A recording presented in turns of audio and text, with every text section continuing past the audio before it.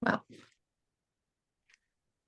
welcome and thank you all for joining us today. We're excited to kickstart this Kickstarter, or actually not kickstart the Kickstarter, but continue with the Kickstarter that we understand is doing well, and we encourage you to continue to promote it, because we really enjoyed Jews in Postcards that we had hosted before, and it really gives you a glimpse into the life of what was, or what the Jews were around the world. And this book that we are talking about today is really a presentation. I was allowed to get a little glimpse into it, and we all will get a little glimpse into it today. So it's really a presentation with so much history and visuals, and it really can give you a feel of what was going on at the time. Yes, they are staged pictures because they are postcards, but what were people thinking at the time? What were they trying to get to? Who were the people that were taking these photographs? We're going to talk, I'm assuming we're going to talk a little bit about that, since that's in the book as well. And I would also make sure that everybody understands this book is called Jewish Palestine. And there's a very real reason that it's called Jewish Palestine. It's from before the creation of the state. It's from the Yishuv. And we're gonna, I'm sure, get a glimpse into that and talk about that as well. Please do know that I will be following throughout the chat. So put your questions or comments into the chat or Q&A. Through most of it, I will not interrupt unless it's something really timely. We'll have time for Q&A and chat at the end, hopefully. All the guests' cameras and microphones will be off, but I can open a microphone if there's something that I'm going to ask you to say. So with those behind us, it is the proud pleasure of the Jewish Unity Through Diversity Institute to officially welcome Adam Bracke, who is going to be publishing the book, and Dr. Lars Fischer, who is is it an author? I mean, it is an author, but also you're going to say that you'll explain more what you did here for the book, but definitely did contribute with his own writing. And you came to hear them, or actually to hear Lars Fischer, not me. So I'm going to hand it over, unless, Adam, do you want to say one thing before? Just thank you for having us, and I'm happy to hear Lars now. Thank you. So we're handing it over to you. All right. Well, thanks very much for having me again. So you have a vague idea of what you're getting yourself into. I'm going to start in a perhaps slightly counterintuitive place with sort of two more detailed vignettes. This is a postcard by one of the photographers that we also focus on, Leo Robicek, who originally came from Vienna, and who is showing us here fish breeding ponds. Before we get into individual postcards, I said if it's timely, I'm going to interrupt, so I'm interrupting, sorry. Can you give us a little 2 minutes overview of the book before we get into the postcards itself? Yes, I'll come to that in a moment. My apologies, I just get excited. Okay, I'll be quiet. Right, so these are fish breeding ponds specifically for carp, just northeast of Haifa. I now see windows instead of a map I put there, but you should be able to see where it is. Oh, I see the map. Adam, do you see the map? Do other people see the map? Yeah, we see the map. Yeah, so there's a nature reserve there now. So how did the carp come to the Yishuv? There's a question I'm entirely sure you've never ever asked yourself before. So I'm going to raise it for you. The first person who tried to raise and farm carp commercially in the Yishuv was a chap called Mordecai Schwarz, who came from Vienna, and his family was in fish. And he was at Mikveh Yisrael, which is actually an agricultural training facility that was created still in the time of the Old Yishuv, funded by Edmund Rothschild.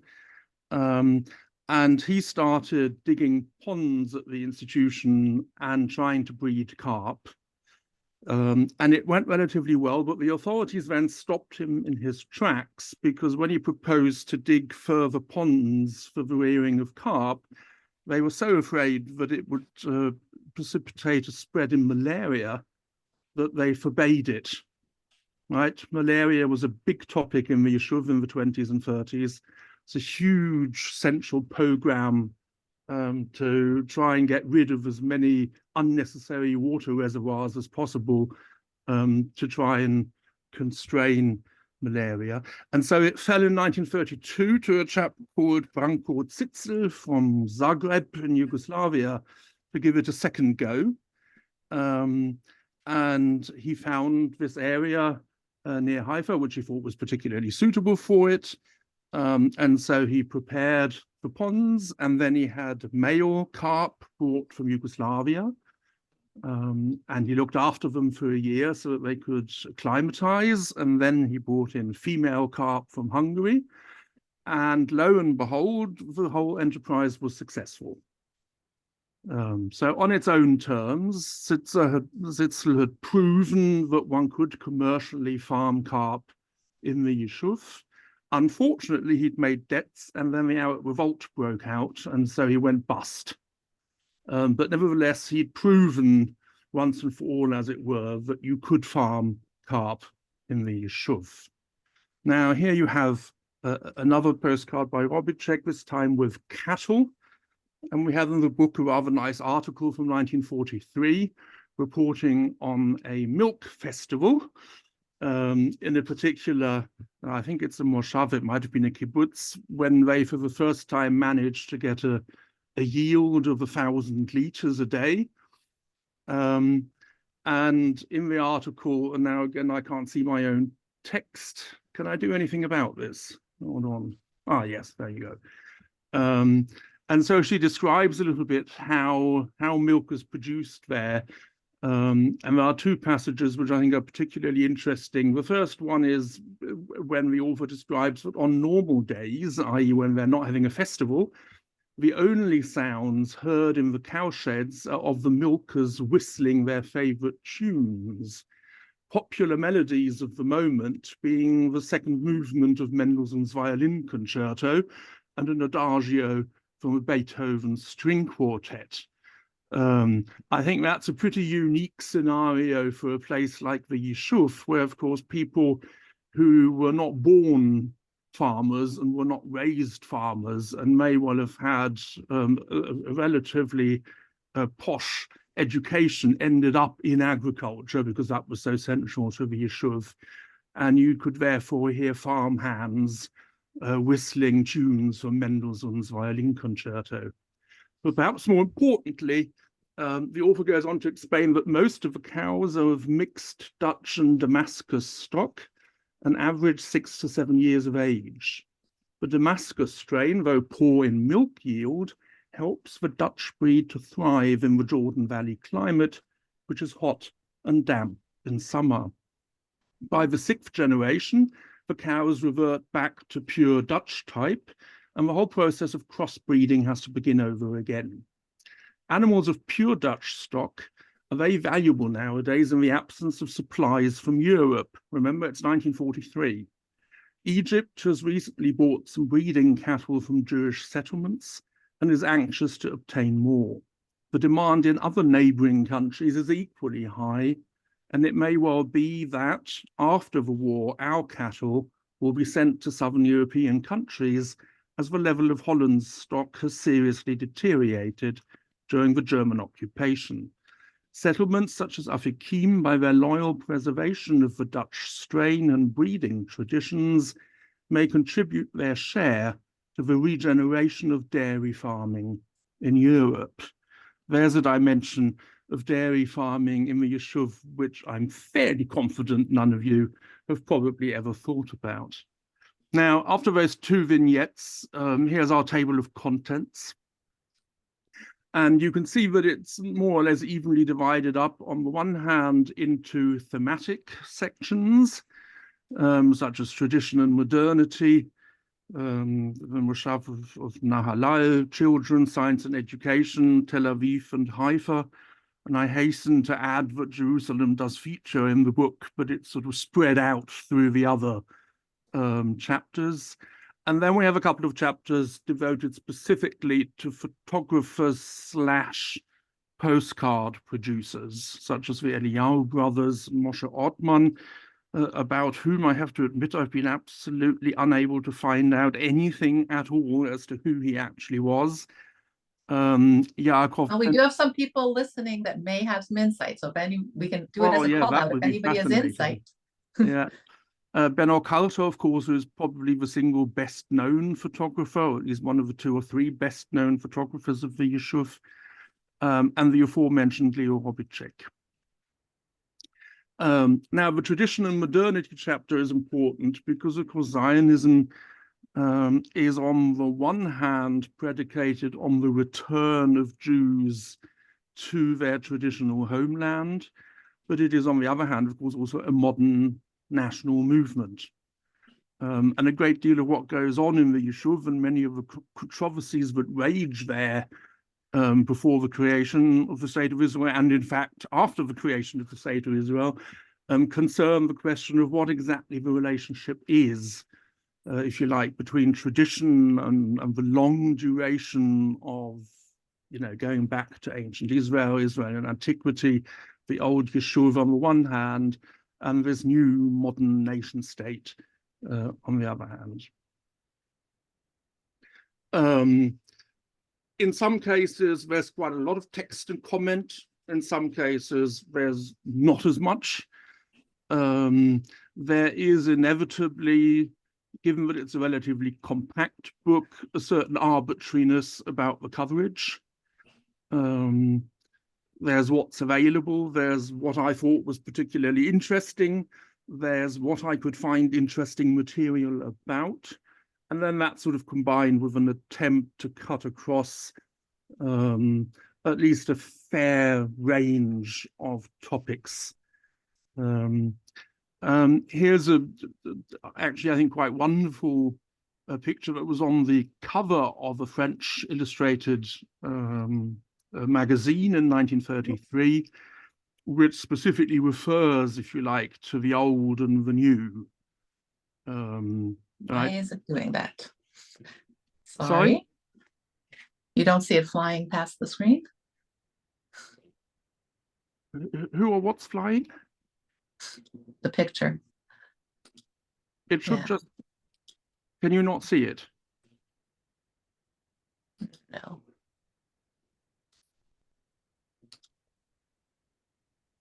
Right, it doesn't stop. Okay, so I'm going to have to do something.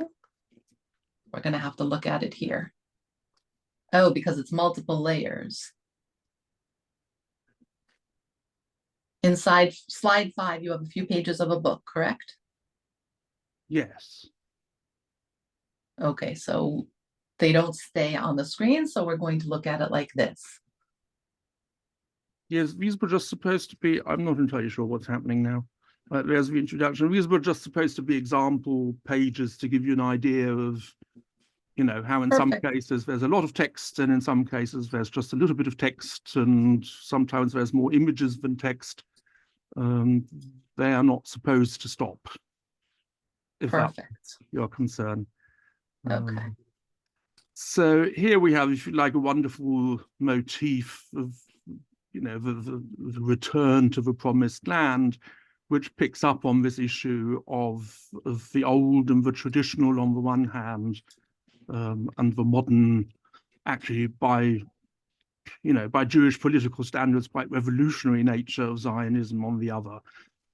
So we've given the caption "Return to the Promised Land" on the markets of Jerusalem, an old Orthodox Jew and a young Zionist pioneer, and yet they both belong there.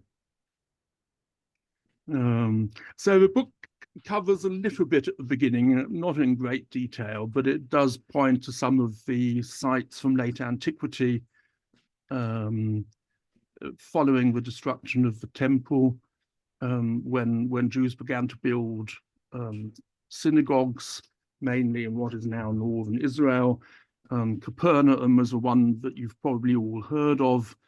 So I've chosen in this case instead the one in Meron, which on the map you can actually see in this case the old synagogue. So it's sort of northwest of the Kinneret, just a tad northwest of Safed. And here what you're seeing is the southern facade.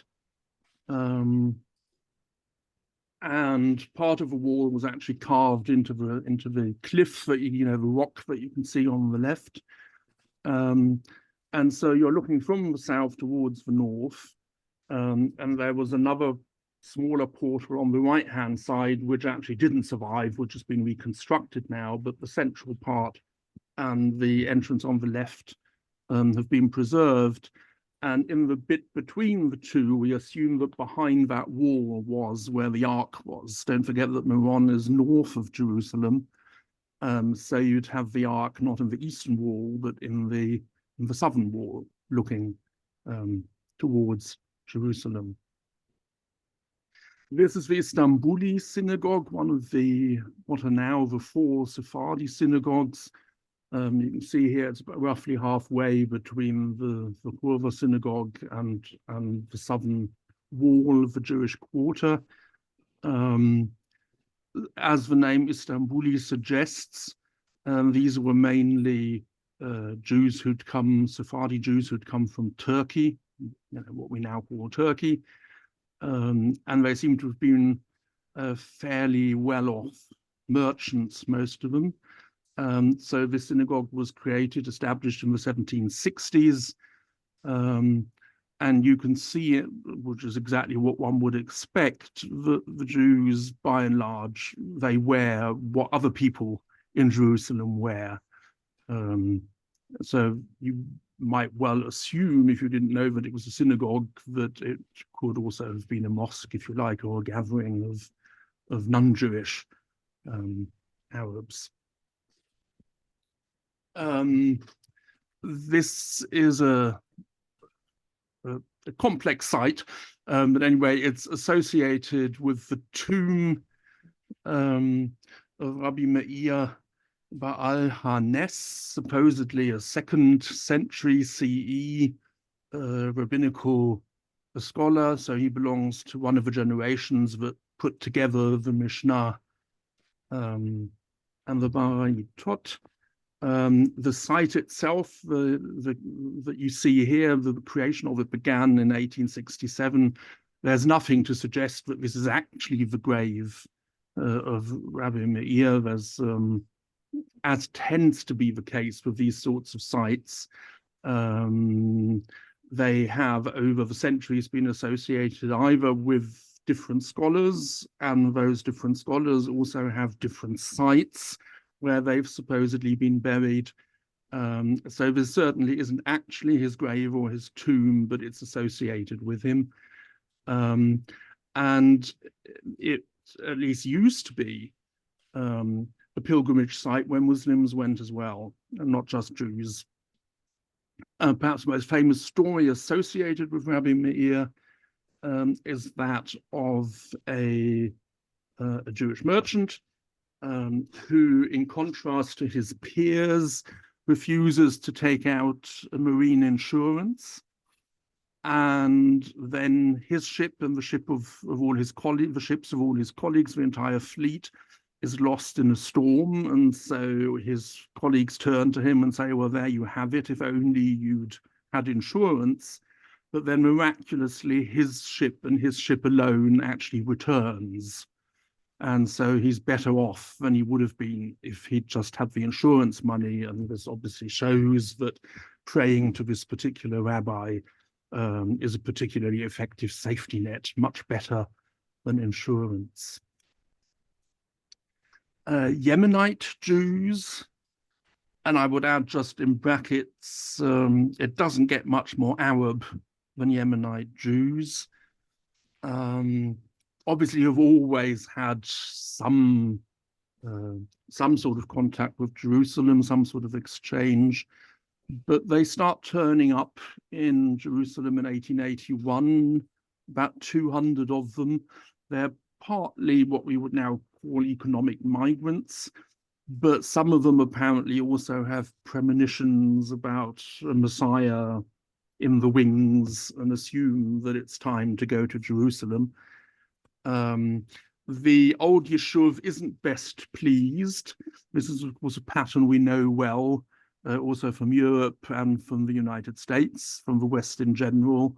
The Jews who are already better established aren't particularly keen on impoverished other Jews coming from God knows where and ruining their reputation. But who is absolutely enthusiastic are Christian premillenarian millenarians, right? Because they think that this is one of the 12 tribes which has begun to return to Jerusalem and that the second coming of Christ is nigh.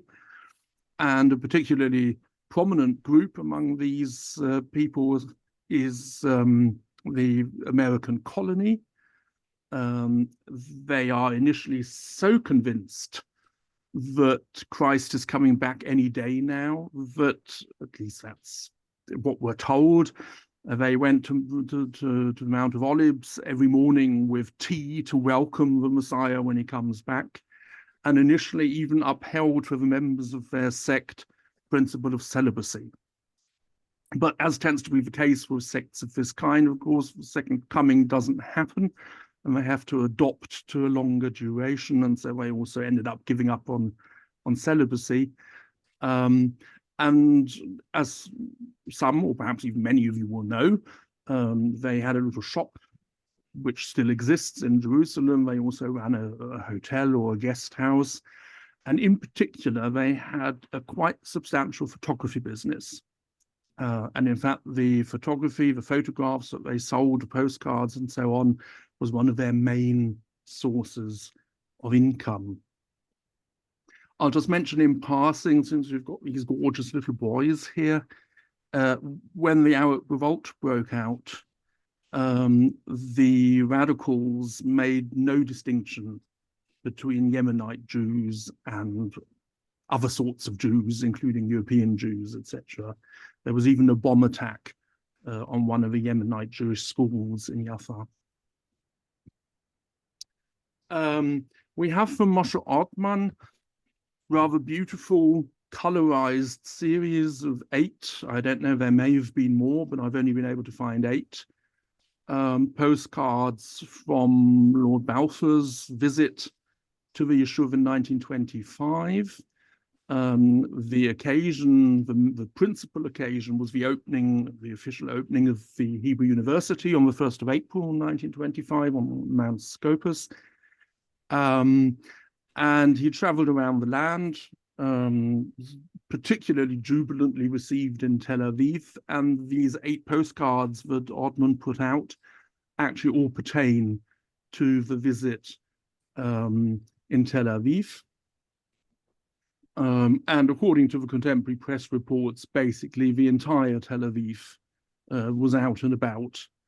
Balfour gave a speech at the gymnasium, the high school, the famous Herzl High School in Tel Aviv. He was positively thronged. In the evening, he went to the theatre and then went walkabouts, and everyone wanted to touch him and say hello and so on and so forth. But he also visited other parts of the country, also the north. He went to Haifa. And one of the things that does, from today's perspective, I suppose, stand out from all the press reporting is that, with the exception of Tel Aviv, which was, you know, the Jewish city, everywhere he goes, he's welcomed both by Jews and by Arabs. And all the receptions, there are both Jewish representatives and Arab representatives, and occasionally members of the mandatory government. So you'll find in the book various aspects described of this trip, also the opening of the university, and who came and who took part, and so on and so forth. Now, you've already seen that we've got a whole section on Nahalal, the Moshav. The reason I started looking into this in particular and collecting material on it was because the Moshav was also home to an agricultural school specifically for young women. Now, on the map, I think you can see, do you actually see the cursor when I move it? No, we don't. Ah, you don't. So obviously you can see Haifa, and then if you go to the southeast, just keep going, just below the 75, you can see Nahalal. All right. Constructed as a rundling. In other words, it's a round settlement that has the communal areas in the middle and then the individual homes and small holdings in a circle around it. Is a sort of, well-known structure in an attempt to be able to defend the settlement if it were necessary.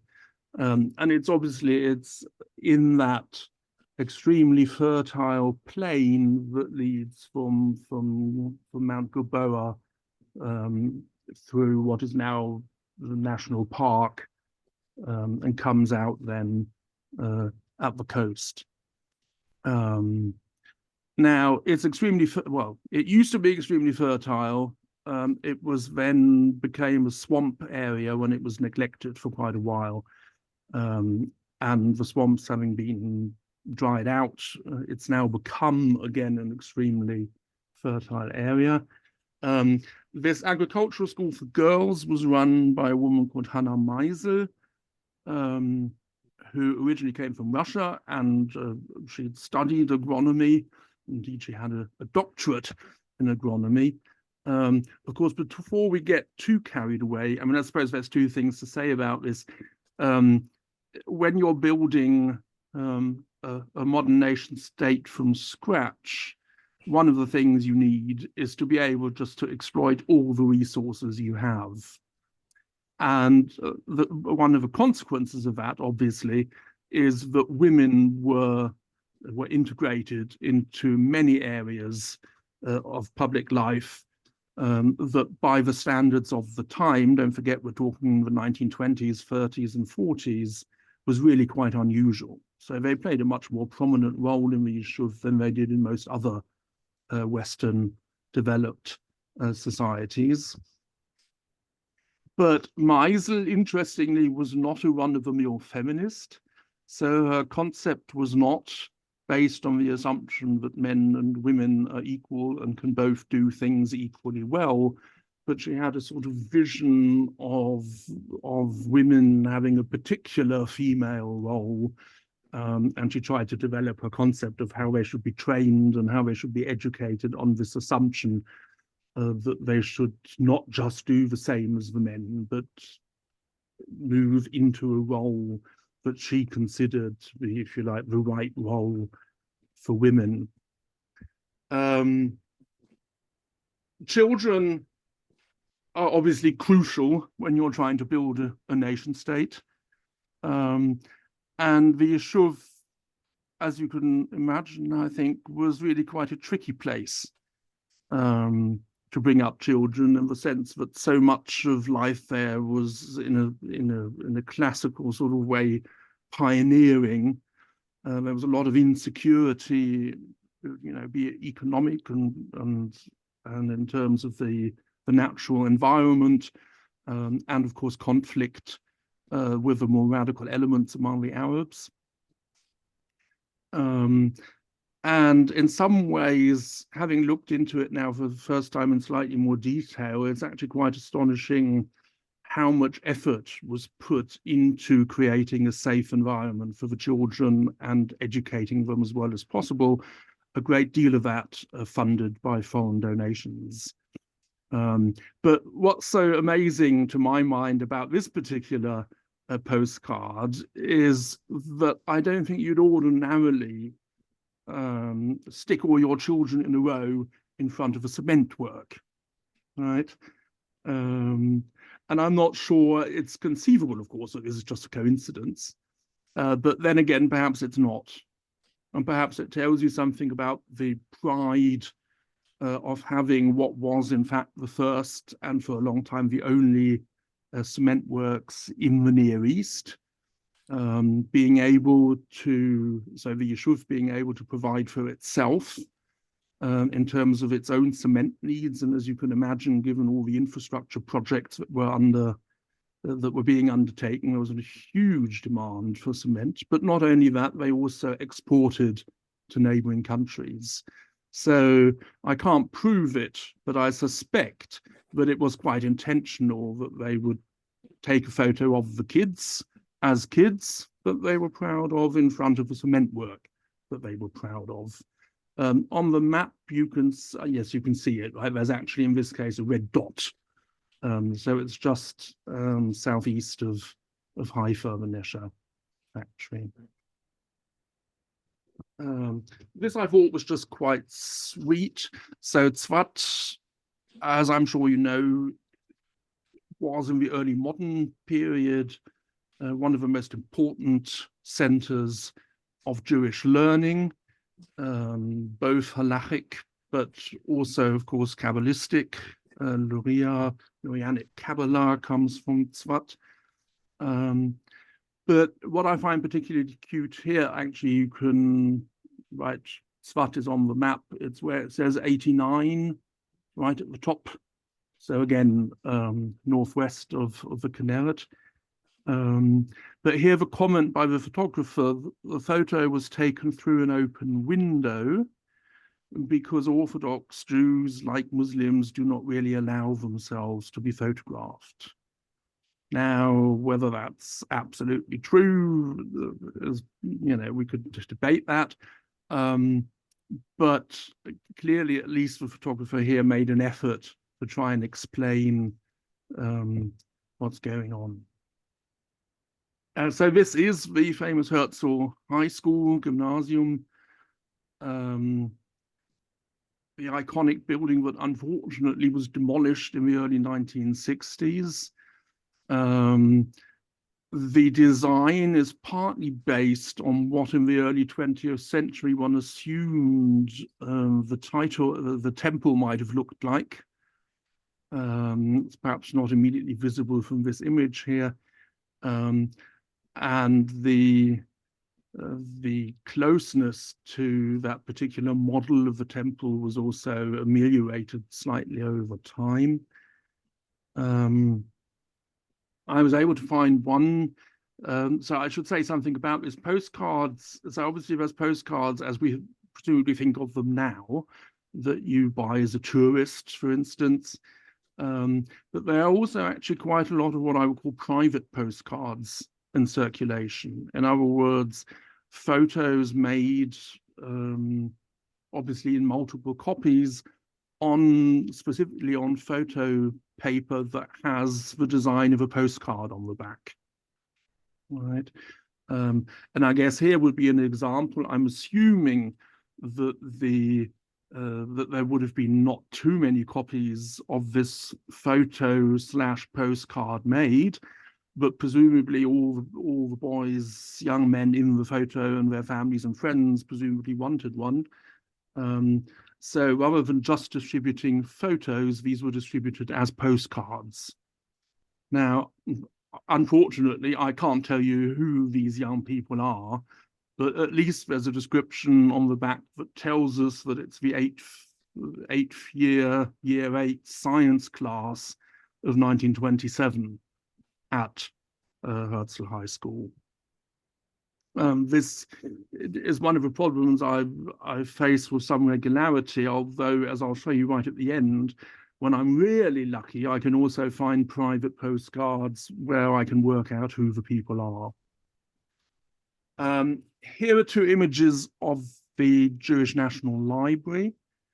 The Wolfson building, which was inaugurated in April 1930.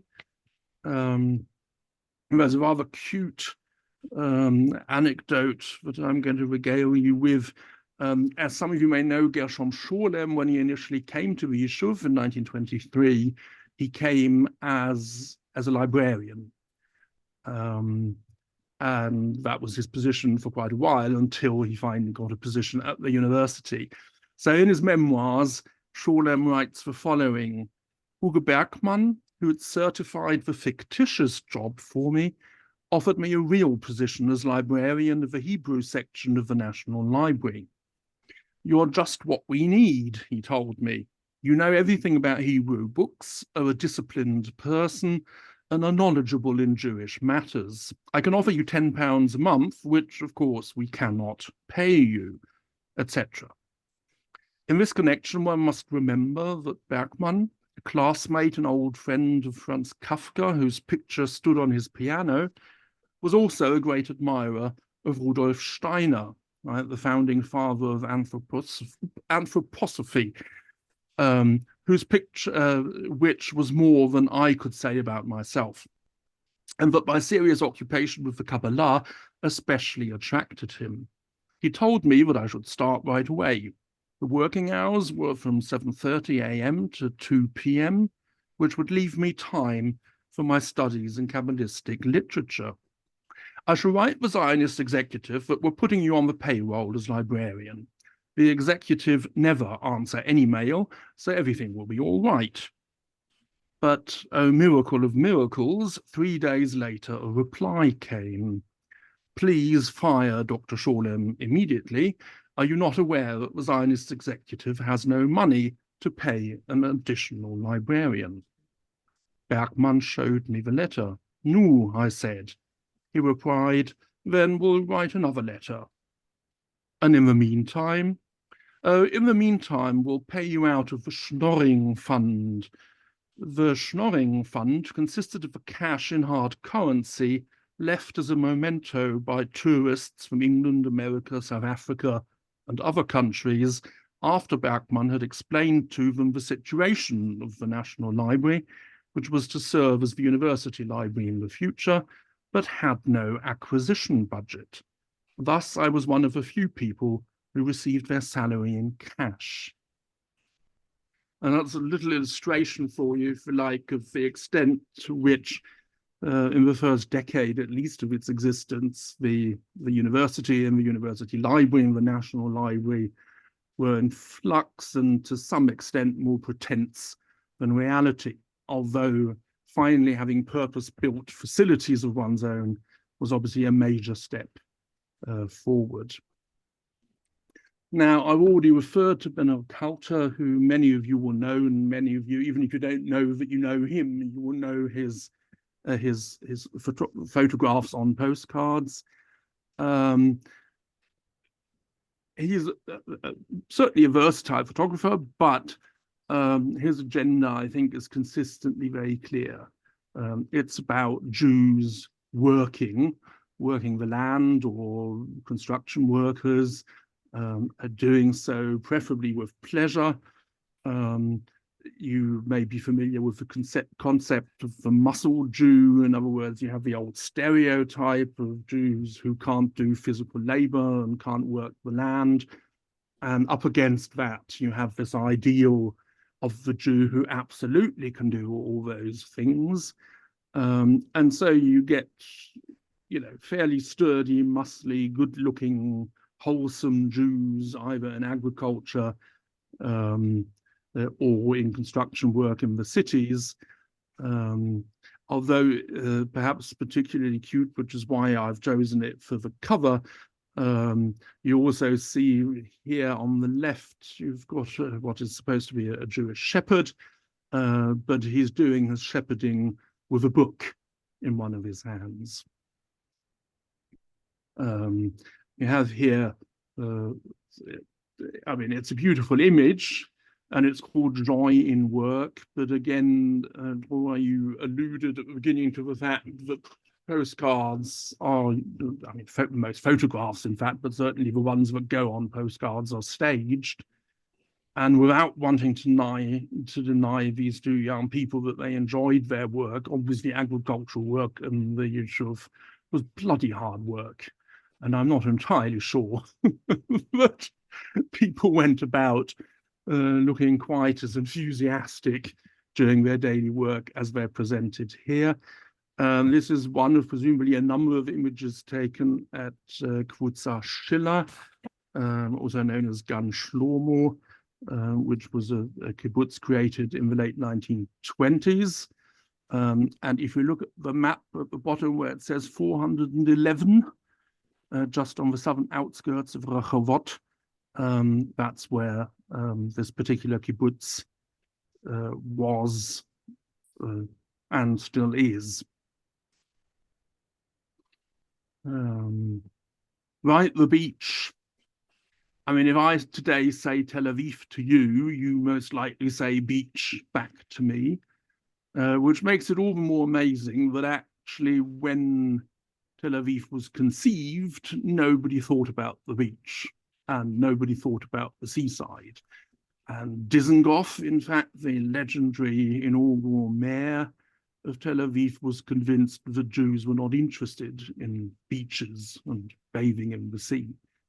He could not have been more wrong if he tried.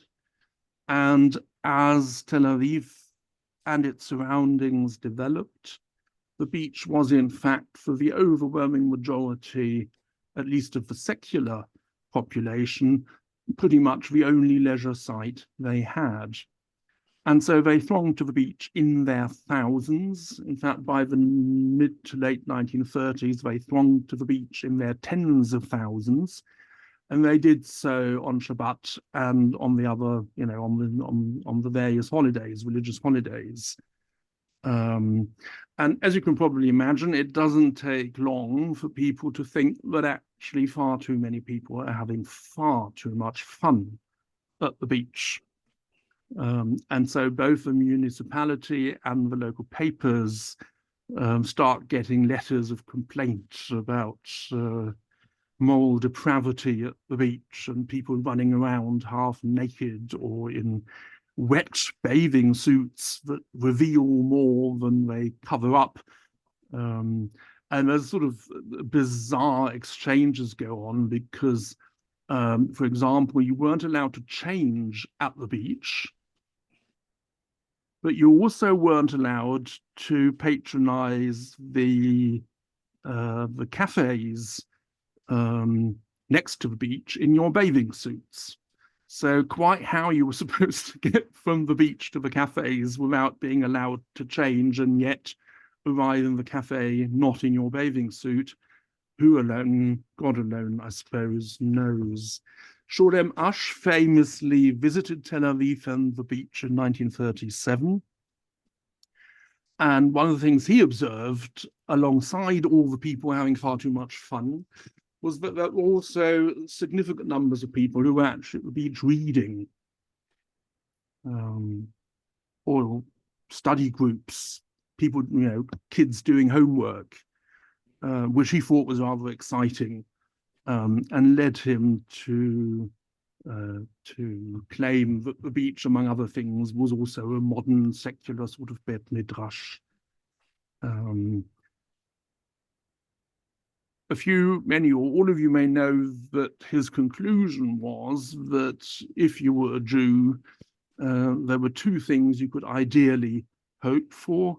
One of them was a place in the world to come when the time came, and the other was a place at the beach in Tel Aviv.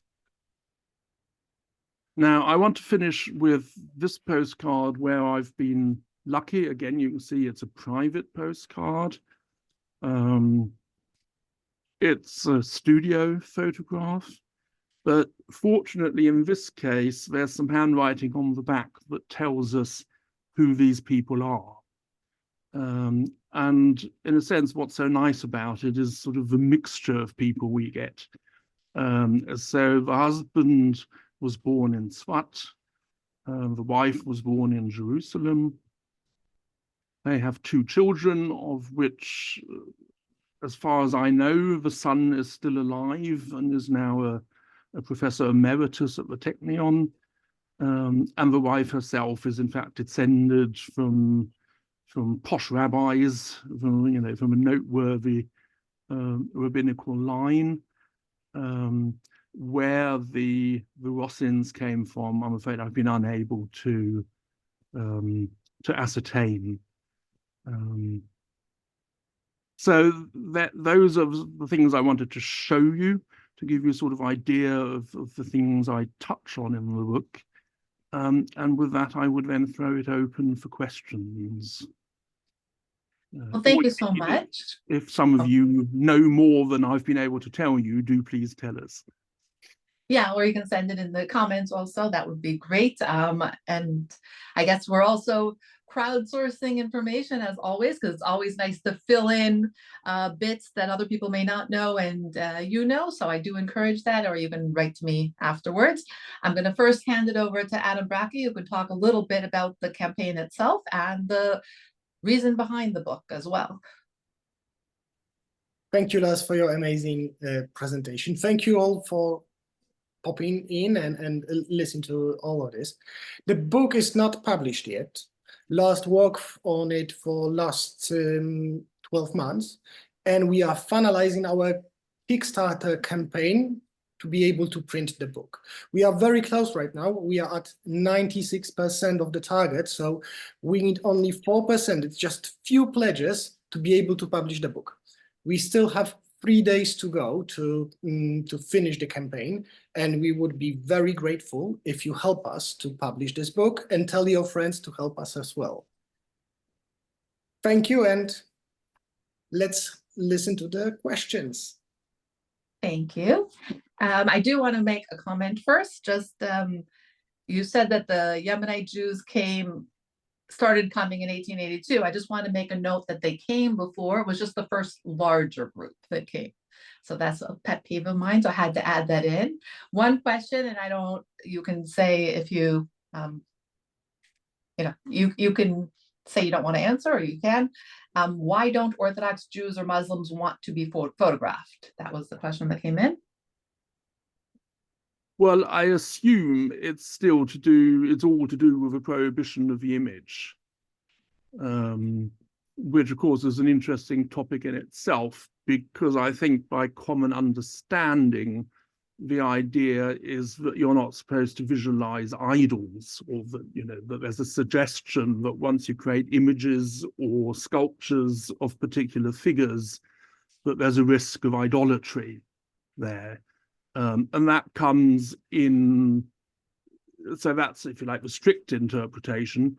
And from what I understand, certain groups within Judaism take that to mean that there's a risk involved in any kind of visual representation or plastic representation. We do have actually one particular image in the book from Capernaum, where of course it's clear that the synagogue was richly decorated. Indeed, all the synagogues from late antiquity of which we have remains of one kind or another, they were actually richly decorated, both in sort of stylized motifs, but also in the case of the famous Dura Europos Syrian synagogue, where biblical figures are actually portrayed, painted. So that's really all I can say about that. Okay, just a personal comment here that interesting presentation, and just I'm putting it out there. Yes, the recording will be available. It'll also be on Facebook. So please do watch for it. And this person said, I'm looking forward to getting the book. I already have your first one, and it is excellent, and I second that. So I'm putting that out there as well. Another question that was sent is, can you tell us a little bit about your impetus for writing the book? Why did you put out a book called Jewish Palestine? Why Postcards? I know we talked about why Postcards last time, but... Yeah, well, I think there's two answers to that. One of them is that we always anticipated at some point doing a book on the Yishuv. So I should say our framework is we do postcards and prints, and we stick to those two genres because they are specific genres. So we don't include, if you like, any old photo or snapshot or other media. We stick to postcards and prints. We had in the first book a shortish section on the Yishuv. And because we're focused, if you like, on the golden age of the postcard, our cut-off line tends to be 1945. And so we look at there, yes, we've done a book on France, we've done a book on German synagogues. And so we were going to do a book on the Yishuv. That was always obvious. And then the events of the 7th of October and the just extraordinary tsunami of anti-Semitic propaganda and denial regarding the history of the Yishuv motivated us to bring that forward, if you like, in the first stage. We're not going to convince anyone who is convinced that Jews fell from the sky in 1948.